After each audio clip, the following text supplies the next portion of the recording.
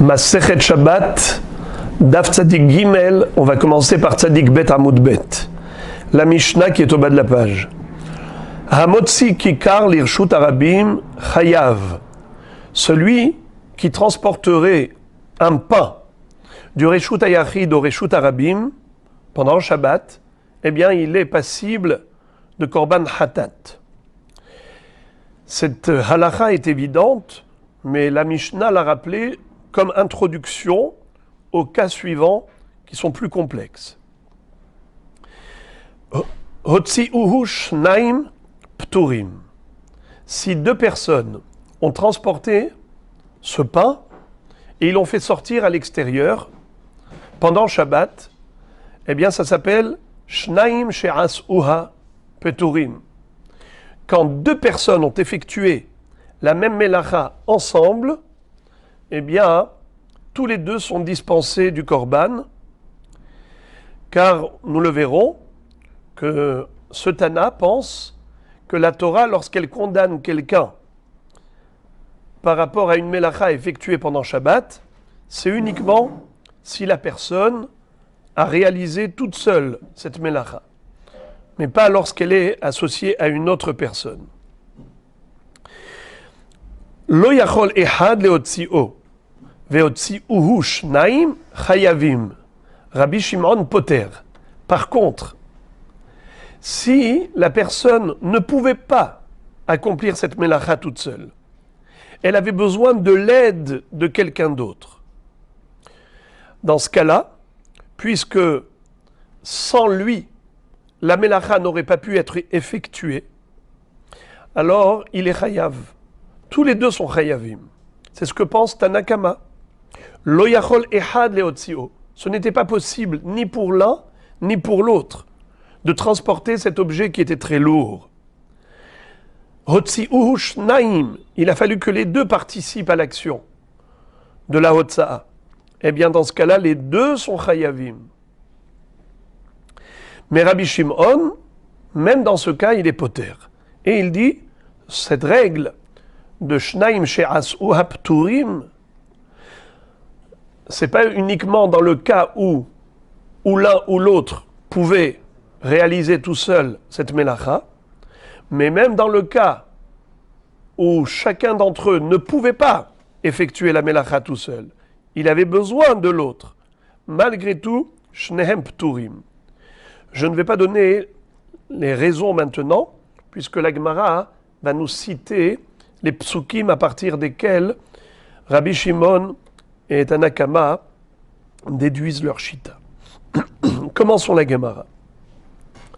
Amar Abuda Amarav, ve'amrela Amar Abaye, ve'amrela bematnita Tana. Donc nous avons plusieurs versions qui est l'auteur de ce qu'on va apprendre maintenant. Voici les trois shittot qu'on va apprendre maintenant.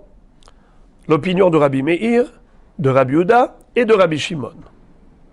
Ze yachol ve ze yachol, Rabbi Meir mechayev, ve Rabbi Yehuda ve Rabbi Shimon potrim. Donc, si deux personnes ont fait une melacha ensemble, mais en réalité, chacun était yachol, chacun avait le pouvoir de faire la melacha tout seul. Alors, dans ce cas-là, s'ils ont fait la melacha ensemble, est-ce qu'ils sont chayavim tous les deux ou pturim? Marloket. Rabbi Meir mechayev. Rabbi Meir dit et l'un et l'autre devront apporter un korban hatat. Mais Rabbi Yehuda et Rabbi Shimon sont potrim. Ils disent qu'il est patour. Et on verra plus tard la raison. Ze eno yachol, ve ze eno yachol. Maintenant, quel est le din lorsque les deux ont fait la melacha ensemble de hotza'a, mais ils étaient dans une situation où ils étaient obligés de s'associer, car chacun séparément, chacun tout seul ne pouvait pas porter. Donc ze eno yachol, ve ze eno yachol. Et maintenant, ils l'ont fait ensemble. Quel est le din? Rabbi Yehuda ve Rabbi Meir mechayvim, Rabbi Shimon poter. Là, Rabbi Yehuda va rejoindre Rabbi Meir pour dire qu'ils sont chayavim korban chatat. Mais Rabbi Shimon, même dans ce cas, il le dispense de Korban Khatat. Troisième cas de figure. Ze Yachol, Veze Eno Yachol. Divrei Hakol Hayav. Quel est le din dans le cas où l'un d'entre eux pouvait tout seul transporter l'objet? Il était Yachol, mais l'autre ne pouvait pas tout seul. Veze Eno Yachol. Dans ce cas-là, Divrei Hakol Hayav. Tout le monde est d'accord qu'il est Hayav. Qui est Hayav? Est-ce que c'est le Yachol ou bien c'est le Eno Yachol? On verra dans la Gemara. Mais en tout cas, même Rabbi Shimon est d'accord dans ce cas-là. On récapitule. On a 3 cas de figure et on a 3 chitotes. Il y a Rabbi Meir qui est le plus mahmir, Rabbi Shimon qui est le plus mekil, et la chita intermédiaire c'est Rabbi Yehuda. Rabbi Yehuda, dans un cas il est d'accord avec Rabbi Meir et dans un cas il est d'accord avec Rabbi Shimon. Premier cas, c'est lorsque 2 personnes se sont associées pour transporter un objet, mais chacun d'entre eux pouvait soulever tout seul l'objet. Quel est le din dans ce cas? S'ils l'ont fait ensemble, Rabbi Meir mechayev. Rabbi Meir dit qu'il est chayav khatat. Mais Rabbi Yehuda et Rabbi Shimon disent qu'il est patour.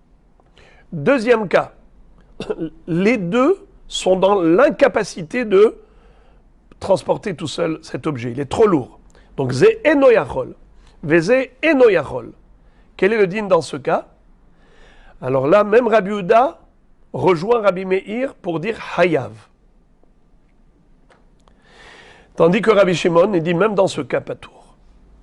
Troisième cas, où même Rabbi Shimon va dire hayav, c'est lorsqu'il y en a un des deux qui pouvait transporter tout seul, mais pas l'autre. Lorsqu'ils ont fait ensemble, divrei hakol hayav, même Rabbi Shimon dit qu'il y en a un des deux qui va être hayav, mais on ne sait pas lequel. La Gemara va nous dévoiler le secret.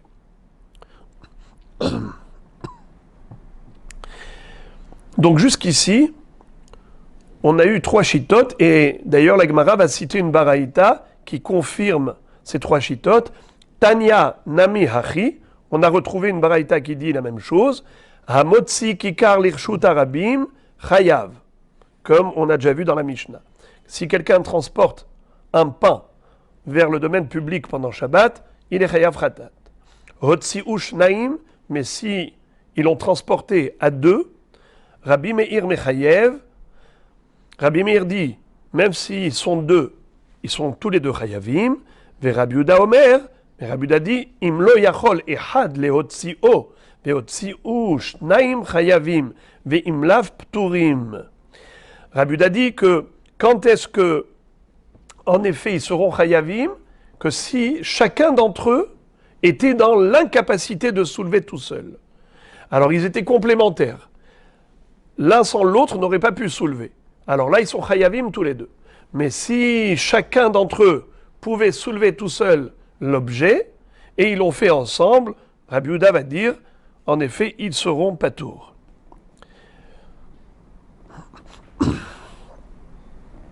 Mais Rabbi Shimon poter, Rabbi Shimon il est poter, même dans ce cas où les 2, chacun d'entre eux ne pouvait pas tout seul, et ils l'ont fait ensemble, alors Rabbi Shimon est poter.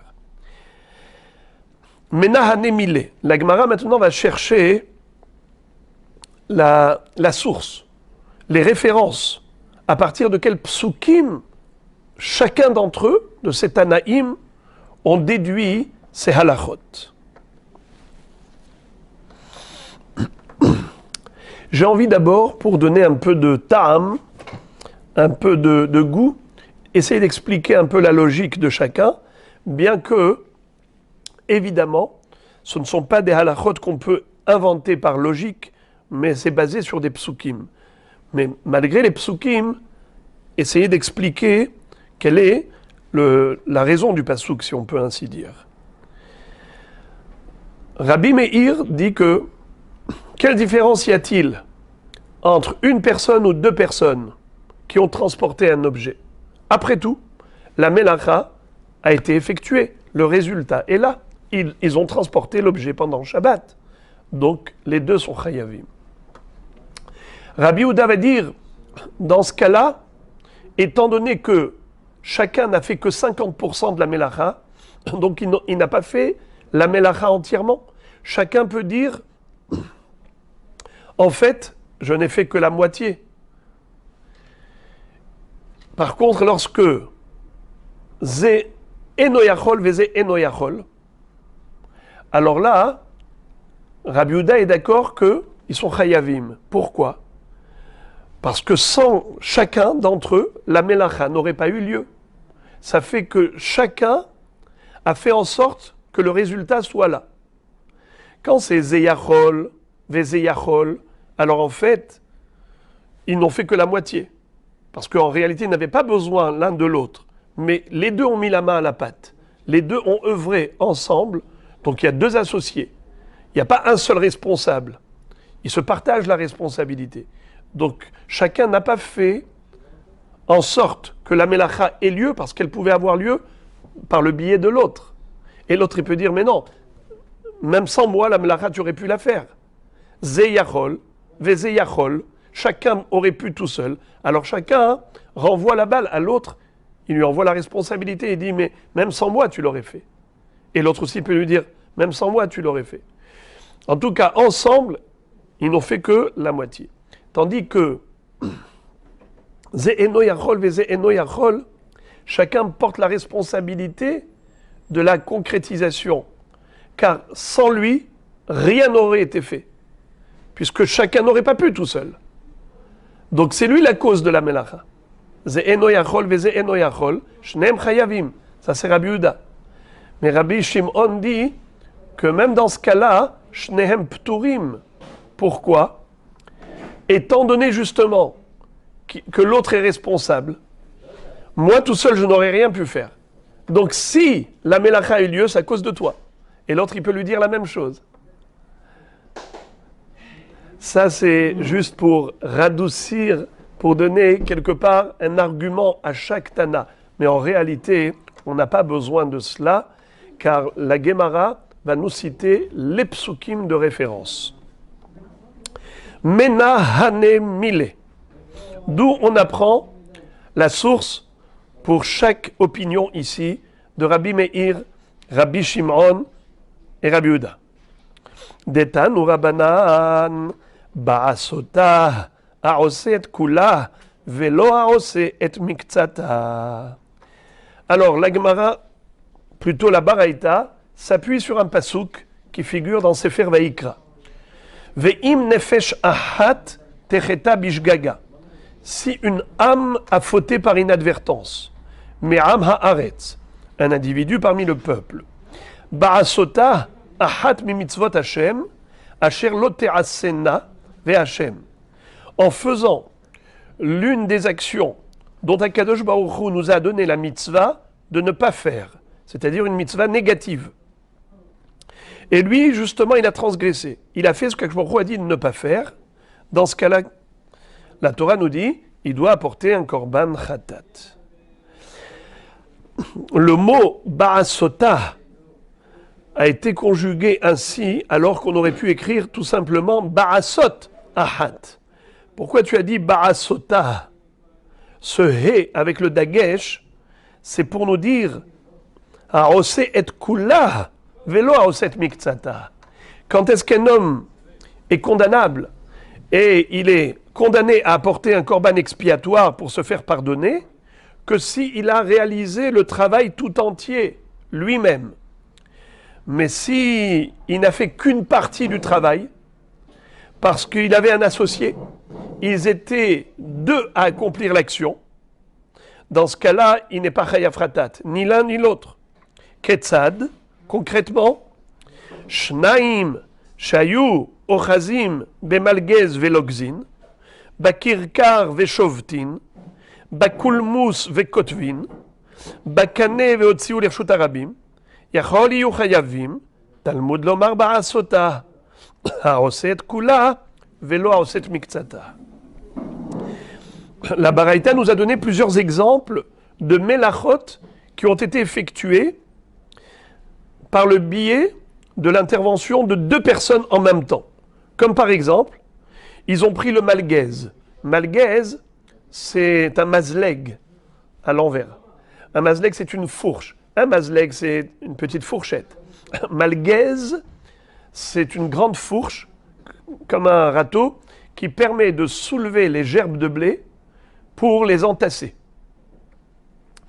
Alors, cette melacha, c'est me'amer. Osef davar bemakom gidulo. C'est la melacha qui est interdite Shabbat, d'entasser des gerbes de blé dans le champ. Alors c'est ce qu'ils ont fait, mais ils l'ont fait à deux. Hayu ochazin bemalgez velogzin. Ils ont soulevé les gerbes de blé avec la fourche et ils ont entassé le blé. Bakirkar veshovtin. Ou bien tous les deux ont tenu le kirkar pour être chauvette. C'est quoi le kirkar? C'est la baguette du tisserand. Le tisserand prend une baguette qui est pointue pour aligner les fils de la chaîne, puisque pour tisser, il y a les fils de la chaîne et les fils de la trame. Chéti et Erev. Alors lui, il est chauvette avec le kirkar. Mais là, ils étaient deux tisserands, deux à tenir le bâton, la baguette, qu'on appelle kirkar, pour être chauvette. Ou bien, Bakulmus vekotvin. Les deux ont attrapé la plume, le stylo, et ils ont écrit en même temps. Ou bien, Bakane veotziu lirshut harabim. Ils ont attrapé un roseau, ils l'ont soulevé ensemble, et ils l'ont fait sortir à l'extérieur dans le rishut harabim. Dans tous ces cas de figure où on a deux intervenants, deux associés qui agissent ensemble pour effectuer une melacha, Yachol iyu chayavim, est-ce qu'ils seraient chayavim de korban khatat? Talmud lomar ba'asota. C'est pour ça que la Torah écrit ba'asota avec le he, le dagesh dans le he, pour dire ha'oset kula velo ha'oset miktsata. Quand est-ce qu'on est chayav khatat? Que si on est responsable unique de la melacha, c'est-à-dire qu'on a agi en solitaire. Mais si on a agi en association, on était les deux à accomplir la melacha ensemble, donc chacun a la moitié de la responsabilité. On n'est pas le seul auteur de l'opération, eh bien on n'est pas tour, et l'un et l'autre. La Braïta continue et nous dit Aval be'igul shel devela ve'otzi'u lirshut harabim, bekora ve'otzi'u lirshut harabim. Rabbi Yehuda omer, im lo yachol echad le'otzi'u, ve'otzi'u shnayim chayavim. Par contre, s'il s'agit de quelque chose de lourd à porter, et la personne ne pouvait pas toute seule soulever, par exemple une grosse poutre, il fallait qu'il la soulève à deux, ou bien un gros pain de figues, c'est les figues sèches que l'on va compressé à l'intérieur d'un kéli, d'un tonneau, et comme ça on fait un gros pain de figue, comme ça de forme circulaire, et après on prenait comme une scie pour avoir des tranches de pain de figue. C'était lourd. Be'igul shel devela, c'est ce qu'on appelle une rondelle de figue, qui était lourde. Hotzi'u lirshut harabim, hotzi'uhu lirshut harabim, ou bien bekora ve'hotzi'u lirshut harabim. Rabbi Yehuda nous dit si chacun d'entre eux n'avait pas la force de soulever tout seul cette poutre ou ce pain de figue, ils l'ont sorti à deux, puisque ils étaient complémentaires, chacun avait besoin de l'autre, donc chacun a apporté à l'autre une contribution. Sans lui, la melacha n'aurait pas pu avoir lieu. C'est lui qui a permis à la melacha d'être effectuée, eh bien les deux sont chayavim. Ve'imlav pturim. Ça veut dire quoi ve'imlav pturim? Sinon, ils sont pas tours. Ça veut dire quoi sinon? S'ils avaient la force. Quand est-ce qu'ils sont chayavim? S'ils n'avaient pas la force, chacun d'entre eux, pour soulever tout seul. Mais sinon, ça veut dire que si chacun d'entre eux avait la capacité à soulever tout seul, alors bien qu'ils aient fait cela en association, puisqu'ils ont fait ça en association, ils sont pturim. Bien qu'ils avaient la force de le faire tout seul, mais comme ils l'ont fait à deux, pturim, d'après Rabbi Yehuda. Rabbi Shimon Omer, afalpi shelo yachol echad leotzi'o veotzi'u shnaim pturim. Rabbi Shimon dit non. Même dans ce cas, où ze eno yachol, veze eno yachol, et ils avaient besoin l'un de l'autre. Malgré tout, les deux sont pturim. Alors maintenant, la Gemara conclut en disant, la Braïta conclut en disant, les karne emar, ba'asota, yahid sha'asa chayav, shnaim sha'asua pturim. Ça veut dire que Rabbi Yehuda dit, pardon, pas Rabbi Yehuda, Rabbi Shimon dit, dans tous les cas de figure, shnaim sha'asua pturim, sauf un cas exceptionnel, où ehad yachol ve'ehad ano yachol. Mais dans les cas classiques, c'est-à-dire que les deux pouvaient, chacun séparément, soulever l'objet. Ou bien, aucun des deux ne pouvait. Il fallait l'association des deux pour soulever. Rabbi Shimon dit, toujours pturim. Pourquoi? Il est écrit ba'asota, beroset kula, velo beroset miktsata. Or, si on est à deux à soulever, eh bien, chacun n'a fait que la moitié. Il n'a pas fait la totalité de la mlacha tout seul. Donc, il n'est pas tour. Fin de citation de Baraïta. Et la Gemara, maintenant, va faire la recherche, à savoir sur quoi il s'appuie. Quelle est la source et la référence de chacun d'entre eux. Bemaï kamefalge. Réponse, behaïkra. Leur marloquette, elle est par rapport au pasouk qu'on vient de citer. Ve'im nefesh achat techeta bishgaga me'ama aretz ba'asota. Rabbi Shimon savar, tlata mi'ute ktive. Nefesh techeta, achat techeta, ba'asota techeta. Qu'est-ce que ça veut dire? Rabbi Shimon dit, dans ce pasouk, il y a plusieurs exclusions. Ça veut dire, la Torah aurait pu écrire par exemple, Ve'im nefesh techeta. Car nefesh, c'est au singulier. C'est pas écrit nefashot. Donc nefesh, c'est une âme. Nefesh achat. Achat, c'est encore une fois pour nous dire que la personne a agi seule. Et après c'est écrit ba'asota, beroset kula. La personne, elle toute seule, a réalisé toute l'opération. Donc on retrouve ici 3 mi'otim. La Torah nous répète 3 fois. Elle précise, l'homme a agi seul. La personne a agi seule, et elle a fait toute seule. Ve'im nefesh, achat, techeta bishgaga, ba'asota, achat mikol mitzvot Hashem, asher lo terasne Hashem. Donc nefesh, c'est déjà singulier. Achat, encore une fois, c'est pour dire que la personne était seule. Et ba'asota, elle a réalisé toute seule la totalité de l'action. Alors Rabbi Shimon dit, pourquoi la Torah nous a donné ces 3 exclusions? Pour dire seul et pas deux. Seul et pas deux. C'est pour nous dire, had les marouté, zeroker vezemaniach. Le premier mirout, c'est pour nous dire, ve'im nefesh. Si la personne était seule à accomplir la melacha de Hotsa'a, par exemple, et pas zeroker vezemaniach. Si Réhouven a fait la Akira et Shimon a fait la Hanaha, comme on a vu dans la première Mishnah de Maseret Shabbat, il y avait le Baal Habayit qui était à l'intérieur de la maison et il a tendu un objet au Hani qui était à l'extérieur dans le Reshut Harabim. On a vu que si le Baal Habayit a tout fait, il a fait la Akira dans le Reshut Hayachid et il a déposé dans la main du Hani dans le Reshut Harabim, c'est sûr qu'il est Chayav. Mais dans la mesure où ils étaient les deux à intervenir. Le Baal Habayit a fait la Akira, il a donc fait sortir l'objet de la maison vers le Reshut Harabim, il a juste tendu sa main. Mais qui est-ce qui lui a pris de la main pour déposer dans le Reshut Harabim? C'est le Hani. Dans ce cas-là, on a dit Shnehem Pturim, car l'un a fait le début et l'autre a accompli la fin de la Melacha. L'un a fait Akira, Zeroker, et ensuite Zemaniah. Dans ce cas, la Torah nous dit Patour. Pourquoi? Parce que ce n'était pas Nefesh.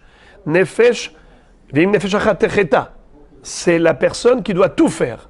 Or, ici, ils n'étaient pas Nefesh, ils étaient 2 Nefashot. Zeroker, Vezemaniah.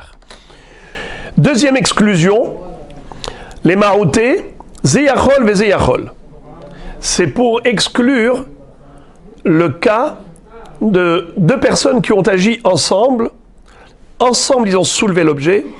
Ensemble, ils l'ont transféré vers le Reshut Arabim.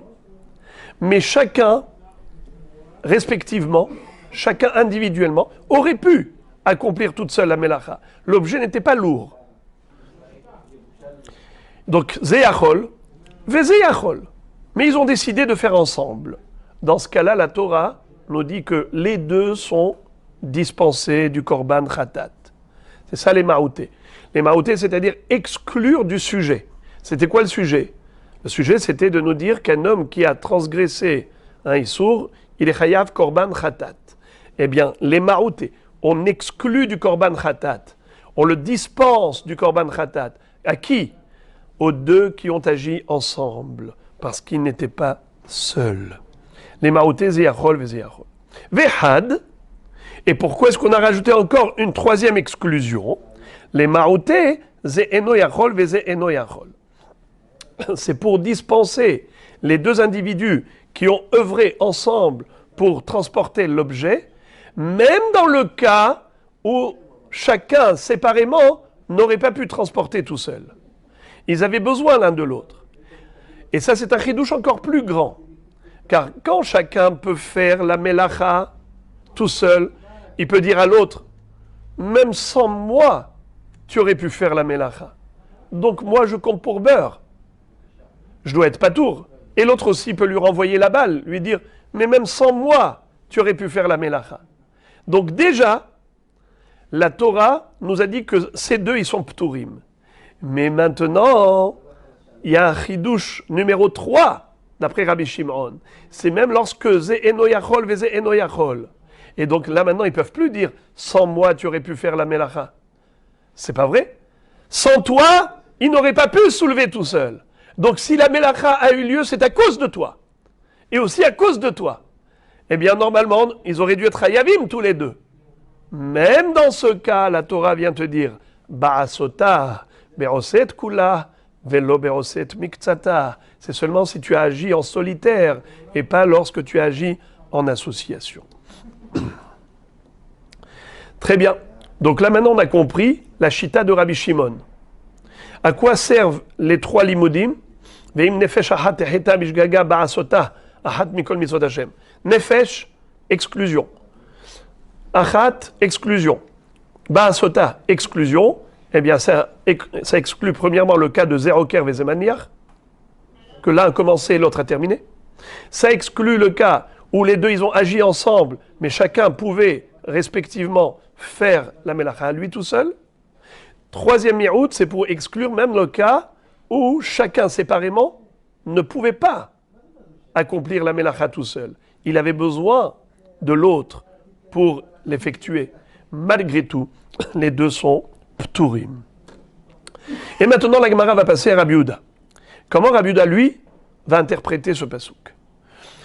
Ve Rabbi Yehuda, had le maouté zeroker vezemaniach. Il est d'accord pour la première dracha, qu'en effet, nefesh, c'est pour dire que s'il agit tout seul, mais si l'un a fait le début, la hakira, et l'autre a réalisé la fin, la hanaha, les deux sont pturim. Ve had le maouté zeyachol vezeyachol. Également, il est d'accord avec Rabbi Shimon pour la deuxième dracha, à savoir que si les deux ont porté ensemble l'objet et ils l'ont transféré vers le Reshut Harabim, mais puisque chacun séparément aurait pu porter tout seul l'objet, il n'avait pas besoin de l'autre, ou plutôt l'autre n'avait pas besoin de lui, puisqu'il peut dire, toi tu aurais pu tout seul, moi je compte pour beurre. Eh bien l'autre aussi peut lui dire la même chose. Chacun se renvoie la balle à l'autre et les deux ils sont pturim. C'est à cela que sert le deuxième mi'out. Mais le troisième mi'out, pourquoi il n'est pas d'accord avec Rabbi Shimon? Il dit comme ça. Chad le ma'out et yahid she'asa'a be'ora'at beddin. Le troisième mi'out, c'est pour exclure du korban un homme qui a agi sur l'instruction du Beddin. C'est-à-dire, par exemple, quelqu'un qui a mangé du chelev. Il a mangé de la graisse interdite. Et pourquoi il a mangé? Parce que le Beddin, le Sanhedrin, lui avait dit, ça c'est pas du chelev, ça c'est de la graisse qui est permise, du shuman. Et finalement, il s'avère que le Beddin s'est trompé. Donc lui, à cause de qui il a fait cette erreur? À cause du Beddin. Est-ce qu'il doit apporter un korban pour se faire pardonner? Rabbi Yehuda dit non. Là, il est dispensé. C'est ça ce que la Torah est venue être mémaret. Ba'asota. C'est seulement si lui, de lui-même, il a pris l'initiative de manger ce chelev par erreur. Mais si l'erreur qu'il a eue, c'est parce que c'est le Sanhedrin qui l'a induit en erreur, dans ce cas-là, il n'est pas tour. Parce que c'est pas Ba'asota. C'est le Beddin qui lui a fait faire en quelque sorte. C'est très joli. Alors pourquoi Rabbi Shimon n'a pas fait cette même dracha? Pourquoi Rabbi Shimon a plutôt dit que ce troisième mirout, c'était pour dispenser de korban shnaim she'asua quand ze eno yachol ve ze eno yachol. Il aurait pu faire cette même dracha. Réponse. Ve Rabbi Shimon yahid she'asa'a beorat beddin chayav. Parce que Rabbi Shimon lui pense personnellement, c'est sa shita, c'est qu'il pense que même si c'est le Beddin qui a induit cet homme en erreur, et il a agi selon l'instruction du Beddin, malgré tout il est chayav korban. Comme quelqu'un qui a fait une erreur, il a mangé du chelev par erreur, il a fait chilul shabbat par erreur, il a oublié que c'était shabbat. C'est vrai que c'est par erreur, mais il doit apporter un korban khatat pour expier sa faute. Eh bien, même si l'erreur provient du Beddin, après tout, c'est qui a mangé le chelev? C'est toi. C'est qui a fait chilul shabbat? C'est toi. C'est vrai que c'est à cause du Beddin, mais tu dois te faire pardonner par un korban. Étant donné que Rabbi Shimon n'est pas d'accord avec Rabbi Yehuda, et il dit que Yahid, chez Asa Beorat Beddin Chayav, donc forcément, le troisième mirout devait servir à l'autre dracha, pour acquitter Shnaim chez Asua, quand Ze Eno Yachol, Ve Ze Eno Yachol. Ve Rabbi Meir, alors maintenant, celui qui attire notre curiosité, c'est Rabbi Meir. Lui, il était le plus mahmir. Qu'est-ce qu'il va faire avec ses psukim? Ve Rabbi Meir va te répondre, Mi ktiv nefesh techeta, achat techeta, ba'asota techeta. Rabbi Meir va te dire, Mi ktiv, mi en araméen, c'est pas comme mi en hébreu. En araméen, ça veut dire est-ce que. Mi ktiv, est-ce qu'il est écrit Nefesh techeta, achat techeta, ba'asota techeta? Pas du tout. Il est écrit ve'im nefesh achat techeta. Nefesh et achat, c'est pas deux éléments qu'il faut séparer l'un de l'autre, c'est nefesh achat. Donc il n'y a qu'un seul mi'out, il n'y a pas de mi'outim. Si c'est écrit ve'im nefesh techeta, achat techeta, ba'asota techeta, je comprends que tu me fasses 3 drachot, mais là il est écrit ve'im nefesh achat. C'est comme ça que la Torah s'exprime. Dibra Torah kelashon bnei Adam, la Torah s'exprime ainsi. Comme ça dit Rashi, de orhe dikra leishtae hachi. C'est le derech du pasuk de s'exprimer ainsi. Alors, de ce fait, qu'est-ce qu'il fait avec les psukim? Il nous dit, on n'a que 2 mi'outim, nefesh achat et ba'asota. À quoi cela sert? Had le ma'ote zeroker vezemaniach. Le premier mi'out, à quoi il sert? À dispenser de korban khatat 2 personnes qui ont agi en association pour la melacha de Hotza'a. Mais pas que les 2 ont fait toute la melacha. Chacun n'a fait que la moitié. C'est-à-dire, le premier a été roker, le deuxième a été maniach. Le Hani et le Baal Habayit. Le Baal Habayit a fait la Akira dans la maison et il a tendu à l'extérieur l'objet. Ensuite, le Hani lui a pris de la main et il a déposé dans le Rishut Harabim. Ze Roker, ve Ze Maniach. Ils ont agi consécutivement, pas concomitamment. Dans ce cas-là, en effet, Rabbi Meir est d'accord que les 2 sont dispensés de korban. Et le deuxième mi'out, Ba'asota, à quoi il sert? Eh bien, lui, il pense comme Rabbi Yehuda, pas comme Rabbi Shimon. En effet, la Torah vient te dire que on est chayav khatat que si on a agi de sa propre initiative, qu'on a mangé du chelev par erreur. Mais si cet homme a été induit en erreur par le Beddin, c'est pas Barasota, c'est le Beddin qui lui a fait faire la Avera, alors il n'est pas tour de Korban. C'est cela ce que la Torah veut nous enseigner. Donc pour Abimir, il n'y a que deux Miroutim. Voilà donc, on a compris la base de leur débat. Tout était fondé sur l'interprétation de ce pasouk dans Parashat Vayikra. Amar Mor. On avait vu à la fin de la Braïta que Rabbi Shimon était d'accord d'être Mechayev, l'un d'entre eux, Korban Khatat. Dans quel cas? Ze Yachol, Veze Eno Yachol. Deux personnes dont l'un d'entre eux avait la capacité de soulever tout seul l'objet, mais l'autre ne pouvait pas soulever tout seul. Et maintenant, ils ont agi ensemble, en associés. Ils ont pris l'objet du Reshut HaYachid et ensemble, ils l'ont transporté vers le Reshut HaRabim. On a vu dans la Braïta que dans ce cas, d'ivrei hakol hayav. Dans ce cas, c'est sûr qu'il y en a un d'entre eux qui est hayav, même Rabbi Shimon est d'accord. La question est de savoir, mais qui est hayav? Le Yachol ou bien le Eno Yachol? Amar Mor. Ze Yachol, Veze Eno Yachol, d'ivrei hakol hayav. Heminayhu mihyav. Lequel des deux qui est hayav? Amar Afrizda. Ze Sheyachol. C'est celui qui pouvait tout seul accomplir la Melacha.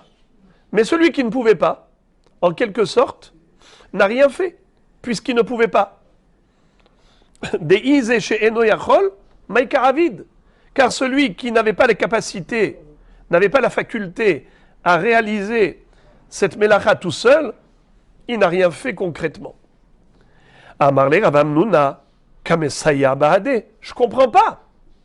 Pourquoi tu dis que celui qui a aidé est considéré comme inexistant? Il n'y a que le Yachol qui est Chayav. Le Eno Yachol n'est pas Chayav. Il n'est pas tour. Pourquoi pas tour? Mais il a tout de même participé.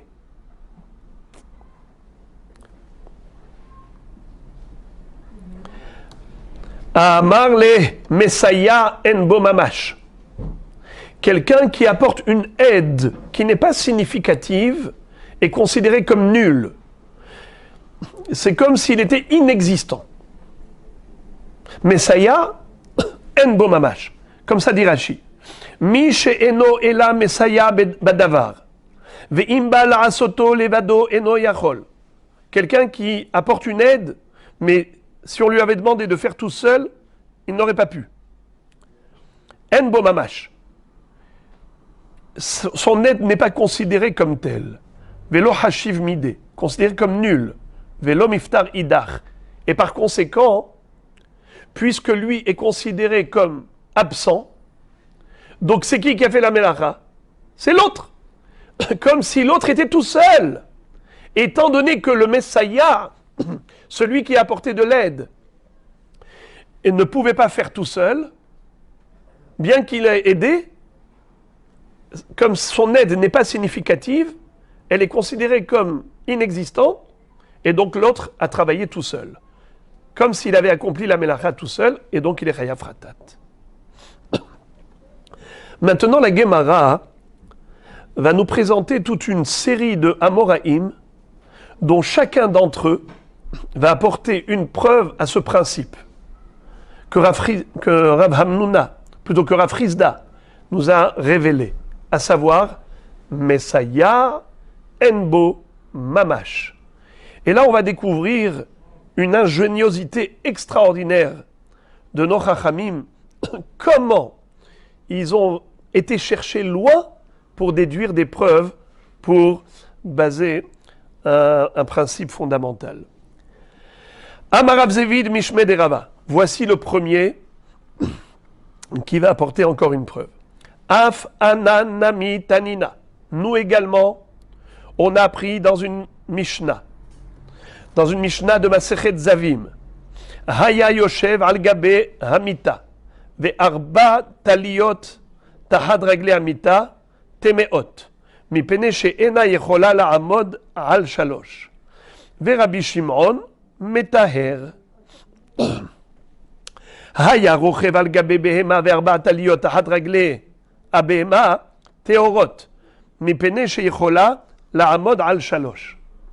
Alors, pour comprendre le sujet, il faut rappeler un yesod qui est celui de Tum'at Midras Hazav. On a déjà appris plusieurs fois qu'un homme qui a eu un épanchement de gonorrhée, c'est-à-dire un zav, il n'a pas eu une éjaculation normale, il a eu, par maladie, un écoulement de ziva, eh bien il est tamé. Et sa Tum'a, elle est chamoura à tel point que s'il s'assoit sur une chaise ou il s'allonge sur un lit, eh bien, ce lit ou cette chaise vont devenir, non pas rishon la Tum'a, comme d'habitude, lorsqu'un zav touche un objet, lui il est avatum'a, l'objet deviendra rishon la Tum'a. Car la contamination de la Tum'a, elle est toujours dans un ordre décroissant. Mais si il s'assoit sur une chaise, la chaise, elle s'appelle Midras Hazav, Moshav ou Mishkav, s'il s'allonge sur un lit.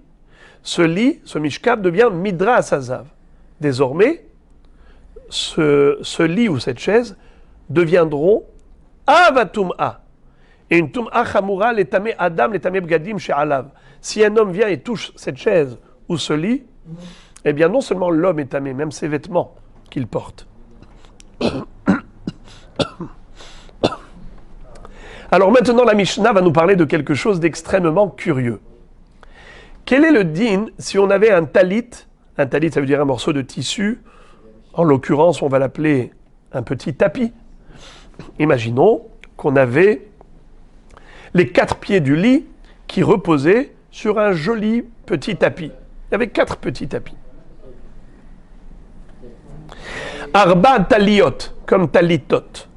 Tahat raglé amita, sous les 4 pieds du lit. Temeot, ces taliot, c'est-à-dire ces 4 petits tapis, vont devenir tamé midras. Pourquoi? Car le zav s'allonge sur le lit, donc déjà le lit s'appelle midras hazav, mais même ces 4 tissus, ces 4 tapis, s'appellent midras hazav, puisque le zav, il repose sur le lit qui repose sur ces tapis.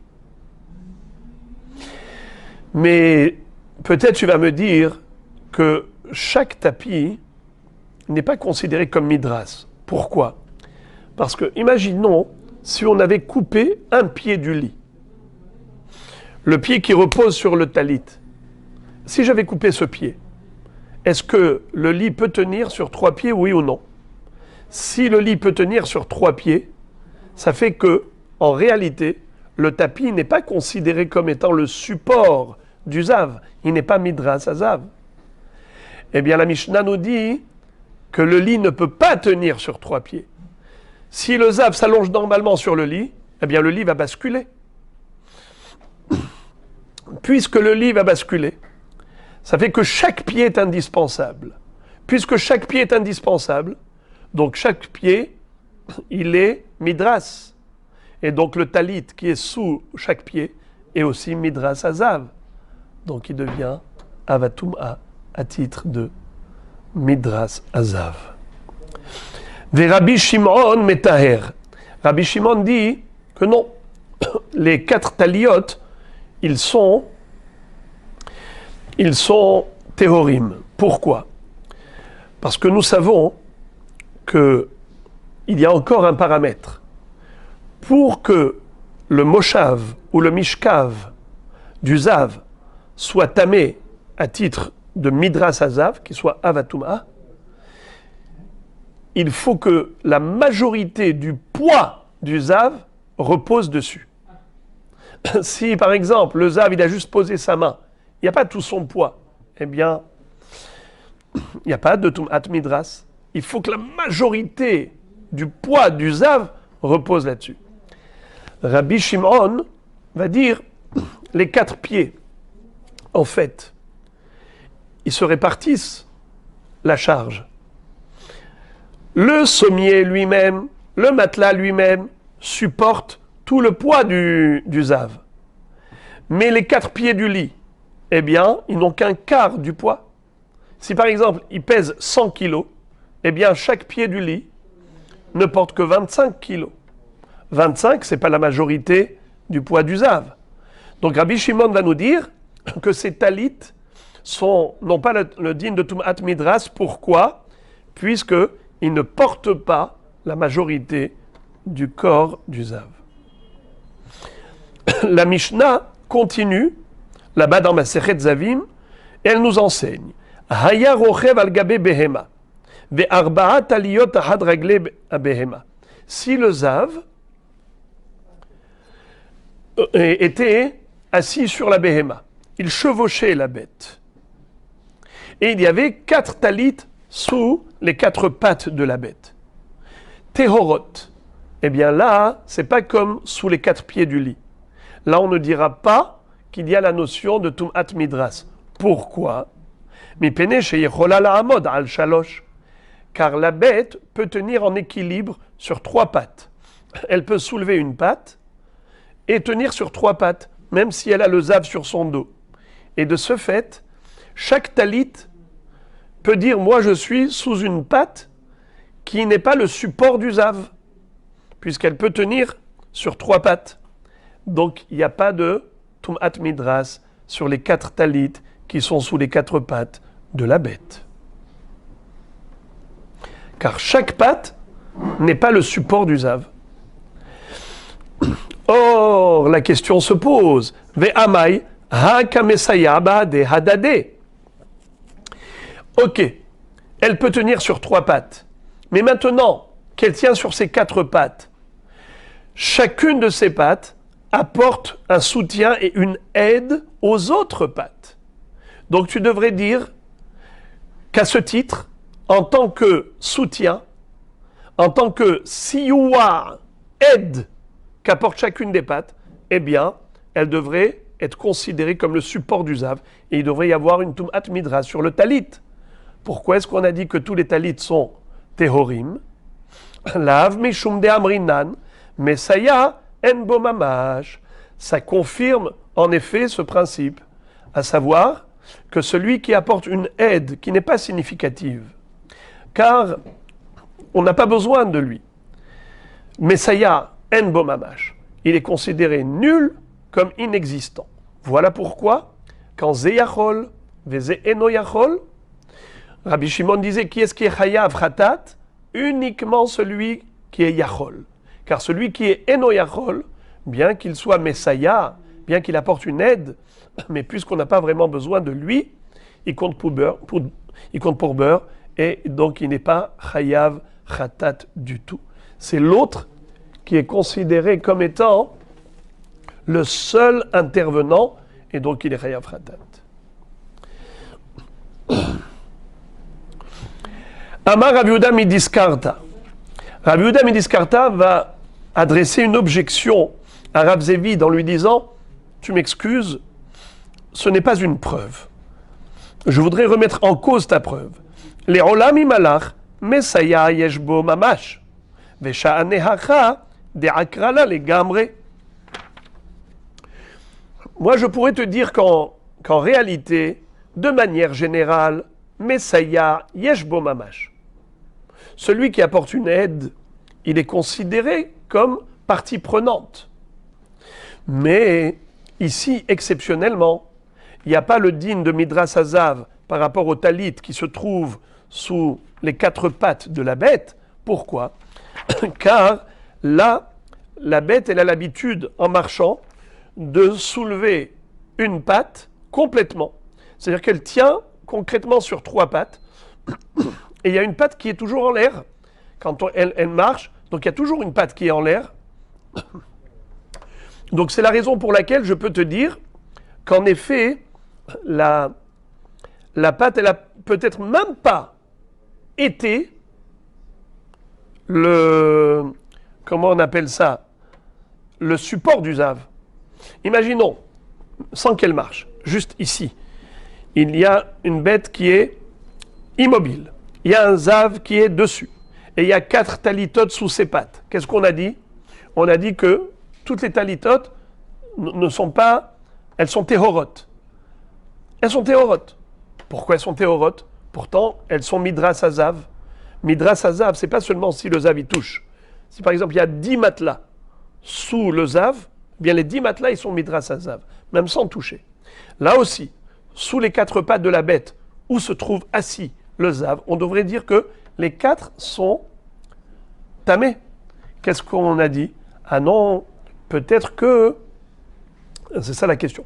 La question est, peut-être que c'est Téhorot, non pas parce que Messaya a une bomamash, parce que chacune des pattes, elle ne fait qu'aider à porter le zav, mais ce n'est pas un soutien consistant. Ça veut dire qu'on n'a pas besoin de la 4e patte. Il peut tenir que sur 3 pattes. La Gemara dit, mais peut-être qu'il est tahor parce qu'on a un safek. On a un safek. Sur quelle patte concrètement le zav reposait? On a un safek, peut-être qu'elle a soulevé cette patte, peut-être qu'elle a soulevé cette patte, et qu'elle tenait que sur les 3 autres. Et comme on a un safek, alors on a dit que les 4 sont téhorot. C'est pas parce que Messaya en bomamash. C'est ça la question. La Gemara nous dit que c'est faux. On ne peut pas dire que les 4 talit qui sont sous les 4 pas de la bête sont téhorot à cause du safek, parce que peut-être qu'elle a soulevé une patte et qu'elle n'a pas du tout reposé là-dessus. C'est sûr que c'est pas ça la raison.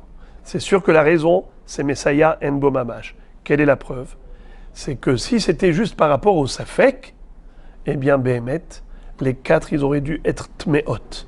Et la Gemara va le prouver, que même Besafek, un zav est metame midras. Où est-ce qu'on voit ça?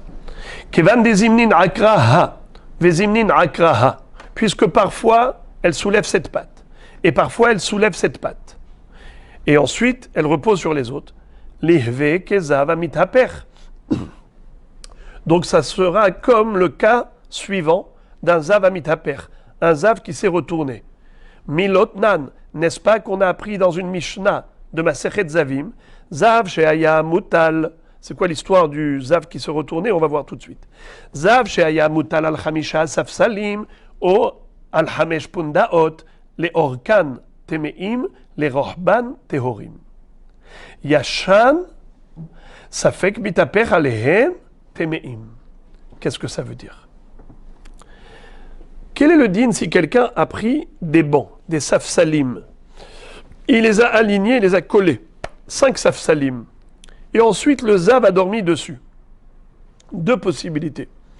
Soit il a dormi sur la largeur des bancs, donc il s'est étendu sur les 5 bancs en même temps, soit il s'est allongé sur la longueur des bancs.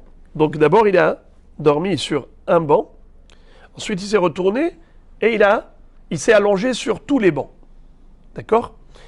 Alors répétons. Soit il s'allonge sur la longueur du banc, ce qu'on appelle orech hasafsal, soit on parle de rohban, le rohav, la largeur des bancs. Quelle est la différence? La différence est la suivante. S'il s'allonge que sur un seul banc, dans la longueur, donc ce banc a porté tout le poids du zav.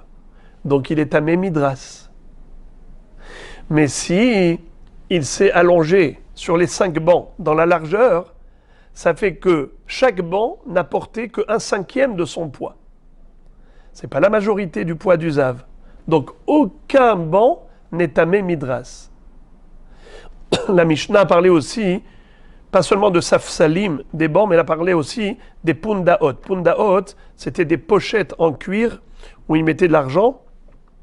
Et donc, pareil, il aurait pu s'allonger sur ces pundaot pour dormir. Je prends le banc comme référence parce que c'est plus facile à imaginer. Alors, qu'est-ce que nous dit la Mishnah là-bas? Zav she'aya mutal, un zav qui était allongé, al-chamisha safsalim, ou al-chamesh pundaot, les orkan temein, les rohban teorim. Yashan, ça fait que mitaper alehem temeim. Maintenant, si au début il a dormi sur la largeur, et donc normalement, on a dit aucun banc ne sera tamé midras. Mais le matin, il s'est réveillé et il se retrouve sur la longueur. Ça veut dire, il dit, mais je comprends pas. La nuit, je me suis mis sur la largeur, maintenant je me réveille et je me retrouve sur la longueur du banc. Ça veut dire que dans mon sommeil, inconsciemment, j'ai dû me retourner. Alors, on ne sait pas sur quel banc il a roulé. Peut-être sur celui-ci, celui-là, celui-ci, celui-là. Qu'est-ce qu'on dit? Safek tmeim. Tous les bancs sont tamés, midras, misafek. Donc tu vois que lorsqu'on a un safek, on est mahmir et on dit tamé. Alors, pareil la bête qui a 4 pattes. Tu me dis que safek, peut-être qu'elle ne s'est pas appuyée au moment où le zav était sur elle, peut-être qu'elle avait soulevé sa patte. Mais si c'était misafek, peut-être qu'elle s'appuie sur ses 3 pattes, peut-être sur ses 3 pattes, et qu'elle a soulevé une patte, mais ça fait qu'on est métamé les 4.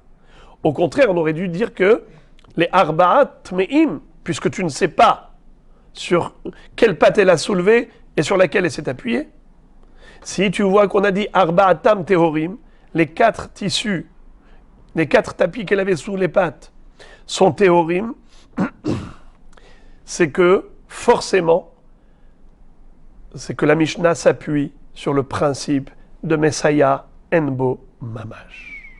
C'est pas à cause du Safek, c'est grâce au principe de Messiah Enbo Mamash. Étant donné que la bête, dans l'absolu, elle peut se tenir en équilibre sur 3 pattes et soulever une patte, tout en ayant le zav sur le dos, de ce fait, nous disons que même si elle a les 4 pattes posées sur les tapis, aucun tapis ne sera tamé. Car chaque patte ne porte que 1/4 du poids. Elle apporte de l'aide, certes, pour porter tout le poids, mais Messiah Enbo Mamash. Puisqu'elle peut soulever une patte. Donc chacune des pattes, elle n'est que une aide qui n'est pas indispensable. Puisqu'elle peut se tenir sur les autres 3 pattes, donc on n'a pas besoin de celle-là. Et après, on va raisonner de la même façon par rapport à l'autre et par rapport à l'autre. Donc aucune des pattes n'est indispensable en quelque sorte. Chacune, elle n'est que Messiah. Voilà donc la preuve que Messiah Enbo Mamash. Et Rav Papi va nous apporter encore une autre preuve que Messiah Enbo Mamash. Amar Rav Papi Misheme Derava Afanana Mitanina. Nous également, on a appris d'une Mishnah qui parle du même sujet, mais il va démontrer une preuve de par ailleurs. Des paroles de Rabbi Yossi. Rabbi Yossi Omer, Asus metame al yadav, achamor al raglav, shemishaenet asus al yadav, vechamor al raglav. Rabbi Yossi n'est pas d'accord avec ce qu'on a appris précédemment dans cette Mishnah de Masechet Zavim. Et il dit ce n'est pas vrai de dire que les 4 tissus qui sont sous les 4 pattes de la bête sont téhorim, puisque elle peut soulever une patte, donc c'est Messiah Enbo Mamash. C'est pas vrai. Si c'est un cheval, ou bien si c'est un âne, il y aura 2 pattes qui seront considérées comme tamé midras. Pour un sous, le cheval, généralement, toute sa force, il la met sur les 2 pattes avant. Le hamor, toute sa force, il la met sur les 2 pattes arrière. Alors, s'il s'agit d'un cheval, s'il y avait un tissu, il y avait un tapis sous les 2 pattes avant, et qu'il y avait un zav sur le cheval, eh bien, ces 2 tissus de devant sont tamés midras, mais pas ceux de l'arrière. Et si c'est un hamor, c'est le contraire. C'est d'Afka les 2 tapis, les 2 tissus qu'il y a sous les 2 pattes arrière qui sont tamés, et pas les tissus qui sont sous les 2 pattes avant. Parce que Mish'enet Hasus al Yadav ou Mish'enet Hamor al Raglav. Tout l'appui du sous, c'est sur Yadav, ses pattes avant, et l'appui du Hamor, c'est sur ses pattes arrière. Question, Ve'amai, malgré tout, pourquoi tu dis qu'il n'y a que 2 tissus qui seront tamés? Tu aurais dû dire 4. Pourquoi? Même si, pour le cheval, les deux de l'arrière ne sont pas le principal appui, mais après tout, ça apporte un soutien, une aide, Messaya. Ou bien pour le Hamor, les deux pattes avant, c'est Messaya, ça apporte du soutien, une aide. Réponse, Messaya enbo mamash. Celui qui apporte une aide qui n'est pas indispensable, qui n'est pas significative, eh bien, est considéré comme nul. Voilà pourquoi, d'après Rabbi Yossi, il n'y aura pas de Tum'at Midras par rapport aux taliyot qui sont devant, c'est-à-dire dans les pattes avant, sous les pattes avant du Hamor, ou bien sous les pattes arrière du cheval. Encore une preuve. Amaravashi, Afananamitanina. Nous également, on a apporté une preuve. Rabbi Eliezer Omer, il y a une Mishnah qui nous dit que le Kohen, en général, le Kohen dans le Beth Amikdash, quand il faisait les korbanot, il devait se tenir sur le sol. S'il y avait un écran entre le sol et le Kohen, au moment où il fait la avoda, avodato psula. Tout ce qu'il a fait comme korban et comme avodot dans le Beth Amikdash, c'est disqualifié. Quel est le din s'il y a un Kohen qui a un pied posé au sol et un pied qui est posé sur un keli? S'il avait les deux pieds sur un keli, donc c'est une chatzitza, ou bien deux pieds sur une pierre qui sépare entre le Kohen et le sol, c'est une chatzitza. Mais quel est le din s'il a un pied sur le sol, à la ritzpa, et un pied sur le keli ou sur la pierre? Quel est le din? Amarav Ashi Afananamitanina, Rabbi Eliezer Omer, Raglo achat ala keli veraglo achat ala ritzpa. S'il a un pied sur le keli et un pied sur le sol, ou bien Raglo achat ala even veraglo achat ala ritzpa, un pied sur la pierre et un pied sur le sol. Ro'in, kol she'ilu inatel akeli vitinatel even. Yachol amod al raglo achat, avodato keshera, ve'im lav, avodato pesula, ve'amai, haka mesaya bahade adade, lav mishum de amrin al mesaya en bomamash. Qu'est-ce que ça veut dire? La Mishnah nous dit que, la Braïta plutôt, nous dit que pour savoir si le Kohen se tient sur le sol ou bien sur le Keli, eh bien il faut retirer le Keli ou retirer la pierre où il a posé son pied là-bas et on voit, s'il tombe, il perd l'équilibre, ça veut dire que, en effet, il se reposait aussi sur le Keli ou sur la pierre et donc c'est une chatzitza. La avoda elle est psula. Mais si en retirant le keli ou la pierre, il tient bon, ça veut dire que tout son appui était sur le deuxième pied, alors ce n'est pas grave qu'il ait posé un pied sur le keli. Ce n'est pas considéré comme chatzitza. Question, pourquoi tu dis que ce n'est pas grave? Après tout, même si tout son poids ne repose pas sur le keli, mais le keli, il contribue tout de même, il soutient un petit peu le Kohen. Pourquoi tu dis pas que c'est une chatzitza? Et la vadaï, mesaya enbo mamash. Une aide qui n'est pas significative, qui n'est pas indispensable, est considérée comme nulle. Et donc, ce n'est pas une chatzitza. Encore une preuve, et ce sera la dernière. Amaravina, af anantanina, kibel beyamin usmol mesayato, avodato keshera. Encore une fois, c'est une histoire de Kohen. La halakha est que le Kohen, il doit toujours œuvrer avec sa main droite. Quand il fait Kabbalat Adam, Zrikat Adam, il va recueillir le sang du Korban, il va l'asperger, toujours avec la main droite, jamais avec la main gauche. S'il a fait avec la main gauche, la avoda n'est pas cachère. Quel est le din si, avec sa main gauche, il a soutenu sa main droite? Est-ce que la avoda est cachère ou pas? Réponse oui. Avodato kshera. Comment ça se fait? Pourtant, la main gauche a contribué. Réponse, étant donné qu'elle n'était pas indispensable, même si elle a apporté de l'aide à la main droite, mais saya enbo mamash. Relisons. Amaravina afananamitanina. Nous également, on a appris une preuve à ce principe. Qui bel beyamin, il a reçu, le Kohen a recueilli le sang avec la main droite. Usmol mesayato. et la main gauche soutient la main droite pour soulever le keli. Avodato keshera, son service est kasher. Ve'amai, pourquoi c'est kasher? Haka mesaya bade adade, pourtant la main gauche a aidé la main droite. Lav mishum de amrinan mesaya en bo mamash, n'est-ce pas que c'est kasher parce qu'on dit mesaya en bo mamash, une aide qui n'est pas indispensable n'est pas considérée comme une aide. Shma Amina, en effet, c'est une excellente déduction. Voilà donc on a terminé un sujet. Et maintenant la Gemara va passer au din de Shnaim She'asua. Amar mor, Zeyachol ve Rabbi Meir Mechayev. Maintenant la Gemara revient au sujet de Shnaim She'asua.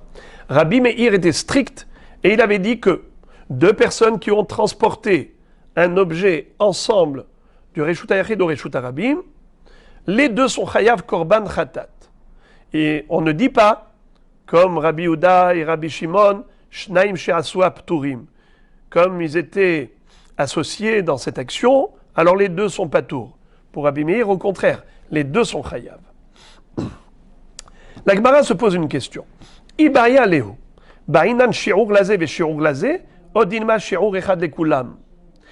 Lorsqu'on dit que les deux sont Chayavim, d'après Rabbi Meir, est-ce qu'il faut deux Shi'urim?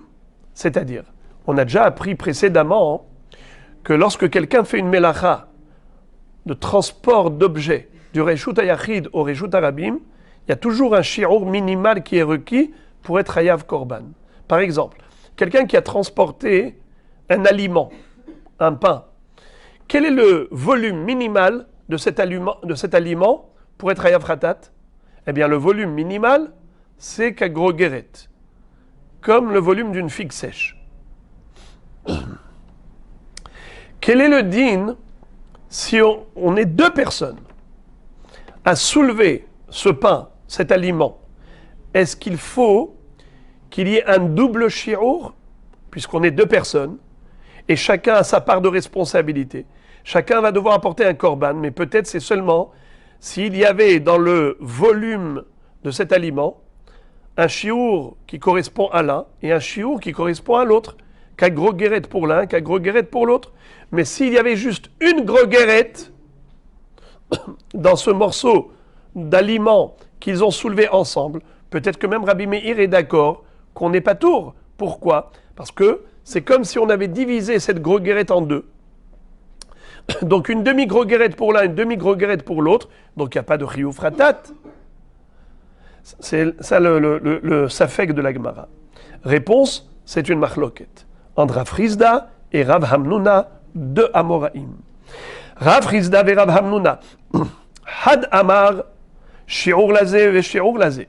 Il y en a un des deux, on ne sait pas qui a dit quoi, mais un des deux a dit qu'il faut deux Shi'urim. Il faut qu'il y ait un double Shi'ur là-dedans, selon Rabbi Meir, pour que chacun d'entre eux soit Chayav Khatat. Ve Had Amar, Shi'ur Echad Lekulan. Mais il y en a un qui dit non, pas besoin d'un double shi'ur, même s'il n'y a qu'un seul shi'ur, qu'agrogeret. Pour les deux transporteurs, les deux qui ont transporté pendant Shabbat sont chayav khatat. Et la Gemara va apporter des preuves pour donner raison à cette shita, que même un seul shi'ur suffit. Amarav papa misheme de Rava, Af Anan Nami Tanina. Rav Papa dit au nom de Rava que oui, nous également, on a apporté une preuve par déduction de la Mishnah suivante. En fait, c'est la même Mishnah qu'on avait déjà vue précédemment à propos de Tum'at Midras Azav. Haya Yoshev al Gabe Mita, Ve'arba'a Taliyot Tahat Arba'a Raglei Mita. Le Zav était assis sur le lit et il y avait 4 petits tapis, 4 talitot sous les 4 pieds du lit. Qu'est-ce qu'on avait vu? Tmeot. On avait dit que les 4 tapis sont Tamé Midras, Midras Azav. Mipene she'ena yechola la'amod al shalosh. Car en effet, les 4 pieds du lit sont indispensables. Car si tu retires un pied, le lit va basculer. Puisque le lit ne peut pas tenir sur 3 pieds, Donc chaque pied est considéré comme porteur du poids du zav tout entier. Ve'amai lib'e shi'ur ziva lazé, ve'shi'ur ziva lazé. Lav mishum de'amrinan shi'ur echad ekulan. A priori, si on raisonne mathématiquement, combien chaque pied du lit transporte par rapport au poids du zav? Chaque pied ne porte que un quart du poids. S'il pèse 100 kg, chacun ne porte que 25 kg. La halakha est que le din de Tum'at Midras n'a lieu d'être que si le moshav, le siège, porte la majorité du poids du zav. Or ici, la charge, elle est répartie entre 4 pieds. Donc chaque pied ne porte qu'un quart du poids du zav. S'il pèse 100 kg, il ne porte que 25 kg. Comment il pourrait y avoir une Tum'at Midras? Donc forcément, c'est qu'on considère que oui, il est suffisant que les 4 pieds participent au transport du zav, au port du zav, pour dire que c'est comme s'ils avaient tous porté les 100 kilos.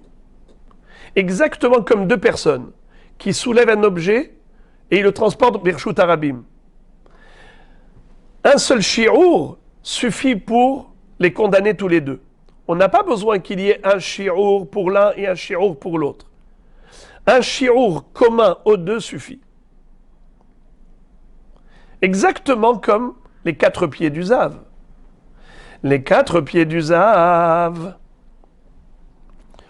ils sont tous associés, les 4 pieds du lit où se trouve le zav, ils sont tous associés pour porter le zav. Donc c'est comme si chaque pied avait porté le zav tout entier. Pareil, comme si chacun des deux avait soulevé la groguerette d'aliments pour la transporter pendant Shabbat, respectivement. Encore une preuve que shi'ur echad lekulan suffit. Amar Rav Nachman bar Yitzchak, afanana mitanina, tzvi shenichnas labayit vena'al echad befanav, chayav, na'alu shnayim pturim, lo yachol echad lin'ol vena'alu shnayim chayavim. Il y a une Mishnah qu'on verra plus tard dans le Daf Kuf Vav qui nous enseigne que Shabbat, il est interdit de capturer des animaux. Et pas seulement attraper une bête avec ses propres mains, c'est interdit, mais même si par exemple un cerf, un tzvi, un cerf, une gazelle, est rentré à la maison, est rentré dans une pièce, la porte était ouverte, il est interdit de fermer la porte, car si on ferme la porte, on aura capturé la gazelle. Ce tzvi, ce cerf, se retrouverait donc emprisonné. Tzvi shenichnas labayit, vena'al echad befanav. Une personne a fermé la porte devant le cerf. Hayav, il est passible de korban khatat puisque il a capturé la bête. Na'alu shnaim pturim. Mais si les deux ont tiré la porte et ils ont fermé, eh bien ils sont pturim. Pourquoi? On a déjà appris que Rabbi Yehuda pense shnaim she'asua pturim. Par contre, lo yachol echad lin'ol vena'alu shnaim chayavim. Rabbi Yehuda, on l'a déjà vu, il nous disait que si chacun d'entre eux ne pouvait pas tout seul effectuer le travail, il a eu besoin de l'autre, ze eno yachol ve ze eno yachol, puisque chacun a été à l'origine de la concrétisation de la Melacha, les deux sont chayavim. Fin de citation de la Mishnah. La Gemara fait l'analyse suivante. Ve'amai, pourquoi est-ce que tu me dis que les deux sont chayavim? Liv'e shi'ur tzeda lazé, et shi'ur tzeda lazé.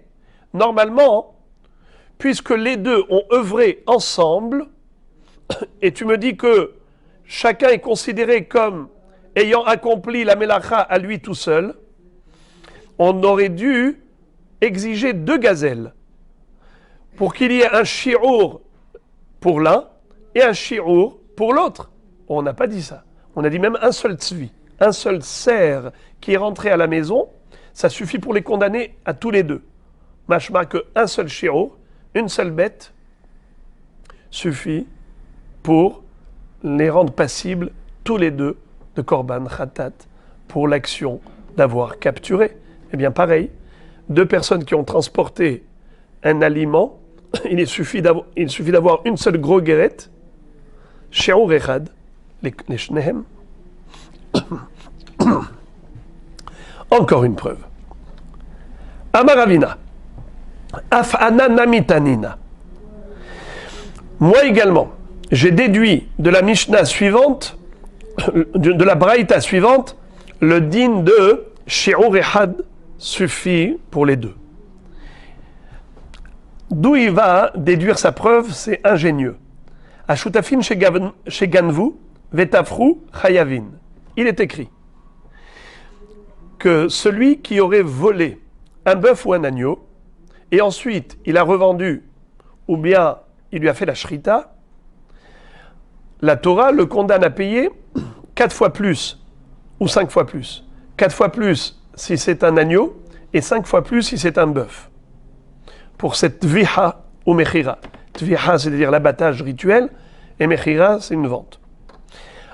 Quel est le din s'ils étaient à deux à voler et ensuite à deux à prendre le couteau de shrita et lui faire la shrita à ce bœuf ou à cet agneau? Hayavim les shalem. Ils seront condamnés à payer arba'a ou chamisha. Ve'amai, comment ça se fait que tu les condamnes à cette sanction-là? Tu leur infliges cette pénalité de payer 4 fois plus ou 5 fois plus pour cette shrita. Mais ils étaient à deux à faire la shrita à une seule bête. Amai, livré shi'ur tevicha lazé, ve shi'ur tevicha lazé. Normalement, tu aurais dû dire qu'ils seraient chayav, ces shutafim, que s'ils avaient volé ensemble 2 bœufs ou 2 agneaux, et qu'ensuite chacun a fait une shrita à une bête entière. Là, tu dis qu'en effet, il y a un shi'ur suffisant pour la shrita de chacun. Or ici, ils ont fait tous les deux une shrita à une seule bête. Donc chacun n'a fait que la moitié de la shrita. Malgré tout, qu'est-ce que tu dis? Que non, les deux ont fait une shrita entière à une bête. Donc, shi'ur echad lishnehem, shi'ur echad lekulam, une seule bête suffit pour condamner les deux associés.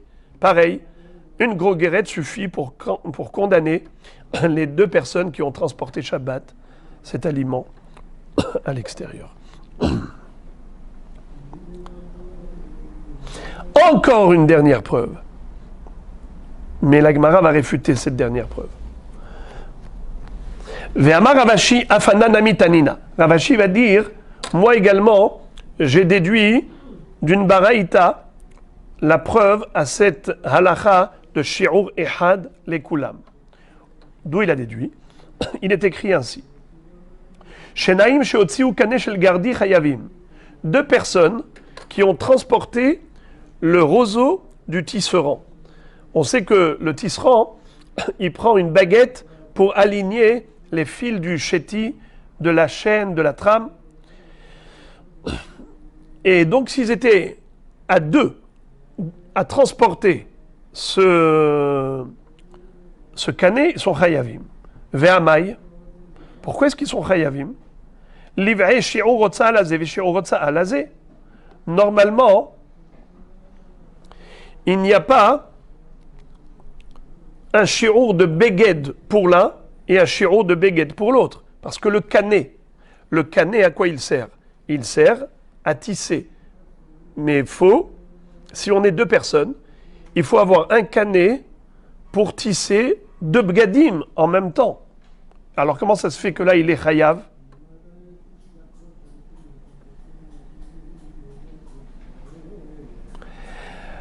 Lav mishum d'amrinan shi'ur echad lekulam. Forcément, c'est que tu me dis que les deux, ils sont chayavim pour un seul canet.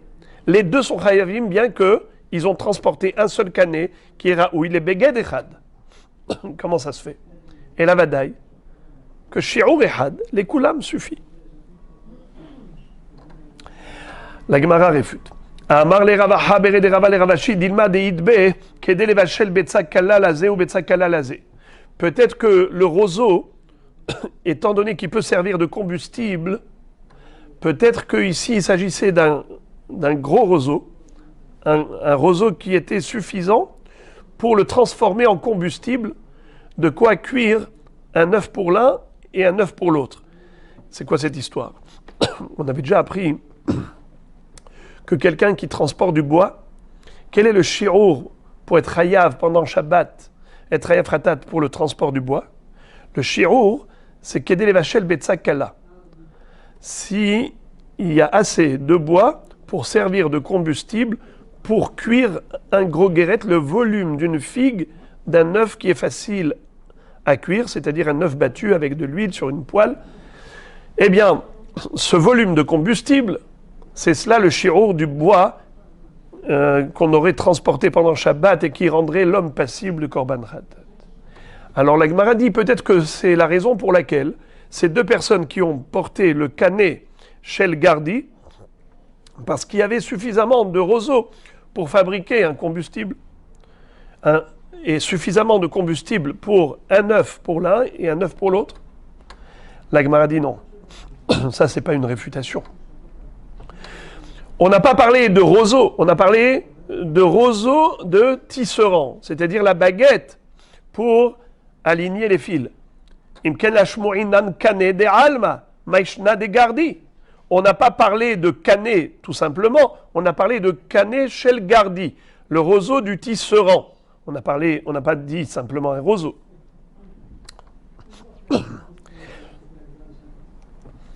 La Gemara insiste pour réfuter. Et elle dit Vedilma de idbe kedele erog mapalazé, urdele erog mapalazé. La Gemara dit peut-être que il y avait dans ce roseau une longueur, il était très long, et que peut-être les deux ils travaillaient en même temps, chacun avec une autre extrémité du roseau. Et donc ils faisaient en même temps une mappa pour l'un, une mappa pour l'autre. C'est-à-dire pas qu'ils faisaient, mais ils auraient pu faire. Puisqu'il y a Kedé, les Hérog, Mapalazé, Mapalazé, cette même baguette aurait pu servir à deux en même temps pour deux begadim en même temps. Et c'est la raison pour laquelle, s'ils l'ont transporté à ce roseau, à cette baguette, les deux sont chayavim khatat, parce qu'il y a peut-être le shi'ur suffisant pour être mechayev les deux. Il y a un shi'ur pour l'un, un shi'ur pour l'autre. Dilma de idbe, kedele erog ma pas lazé, ou kedele erog ma pas lazé. En même temps. Donc on n'a pas de preuve d'ici. Et en effet, c'est ce que dit la Gemara. Et la meha, leka le mashma mina. D'ici, il n'y a aucune preuve à déduire. Mais on avait suffisamment de preuves par rapport à cette notion de shi'ur et had lekulam. La Gemara conclut ce sujet avec la braïta suivante. Tana kame de Rav Nachman. Il y avait un Émora qui citait une braïta devant Rav Nachman qui disait Shnaim sheotziu kane shel gardi pturin ve Rabbi Shimon mechayev. Qu'est-ce qu'elle dit cette braïta? Que deux personnes qui ont transporté ce fameux roseau qui servait de baguette pour le tisserand, eh bien, ils sont pturim. Mais Rabbi Shimon dit chayav. Bien qu'ils soient deux, Rabbi Shimon dit chayav. La Gemara dit quoi? Rabbi Shimon, c'est lui qui était tolérant. Et c'était Chachamim qui était Rabbi Meir ou Rabbi Uda qui pouvait être un plus strict. Alors, clapé l'aya, vers où tu vas comme ça? Tu dis les choses à l'envers là. Et là, ima hayavin vers Rabbi Shimon poter. Alors la Gemara dit, il faut en effet corriger. Et la bonne version est la suivante. Tanakama dit Chayavin, et Rabbi Shimon dit Patour. Shnaim shotziu kane shel gardi Chayavim. Deux personnes qui ont soulevé ensemble la baguette du tisserand, ils sont sortis avec. Eh bien, d'après Tanakama, il est Chayav. Mais Rabbi Shimon Poter. Rabbi Shimon, comme on a déjà vu, Sachita qui disait que Shnaim she'asu apturim, pas seulement quand Zeyachol ve Zeyachol, même dans le cas de Ze Enoyachol ve Ze Enoyachol, ils sont pturim. Voilà donc pour le Daf Tzadik Gimel.